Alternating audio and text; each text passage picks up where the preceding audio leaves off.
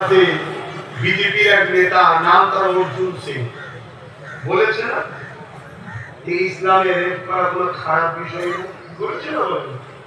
এটা সত্য কথা বলেছো, শাস্তি হলো না। আপনার ছোটখাটো নেতাদের বিরুদ্ধে কেউ যদি বলে পুলিশের থানায় তুলে চলে যাচ্ছে, ইসলামের মধ্যে একটা পবিত্র ধর্ম, ভারতবর্ষে যে ধর্মের অনুসারী কম বেশি 7 কোটি আছে,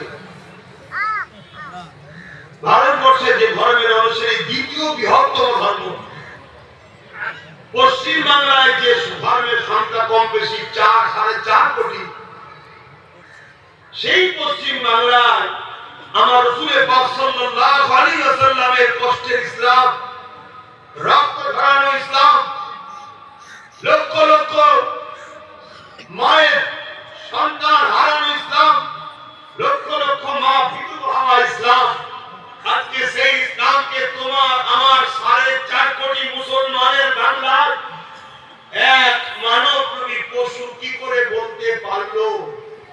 আর উপরন্তু তার আইনি ব্যবস্থা হলো না কেন? উম্মতে মুহাম্মাদি তোমার কাছে কৈফিয়ত কারামত দিন আল্লাহ নেবে না?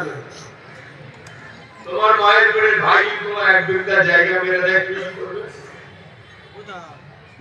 কেস করবে, ঝগড়া করবে, দরদরায় বাস নিয়ে ভাই মাঝে করে দেবে, কি হয় না?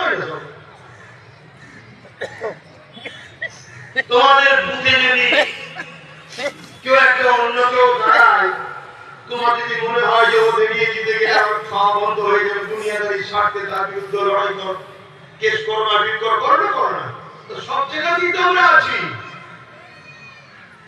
তাহলে সেই জায়গায় আমার রাসূলুল্লাহ দ্বীনের ব্যাপারে এত বড় কথা বলা হলো, কি বললে তোমরা? বলো কি হলো? শুনি হাকিকতটা বুঝো। আল্লাহ পাক আমাদের দিনে কিন্তু তোমাকে আমাকে কৈফিয়ত নেবে। এ আমার বান্দা বান্দি, জবান আমি দিয়েছিলাম, তাকত আমি দিয়েছিলাম, ক্ষমতা আমি দিয়েছিলাম, তোদেরকে আমি পাওয়ার দিয়েছিলাম, তোরা আমার দিনে দুশমনের বিরুদ্ধে কি করলি বল? এই কৈফিয়ত কিন্তু আল্লাহ পাক নেবে।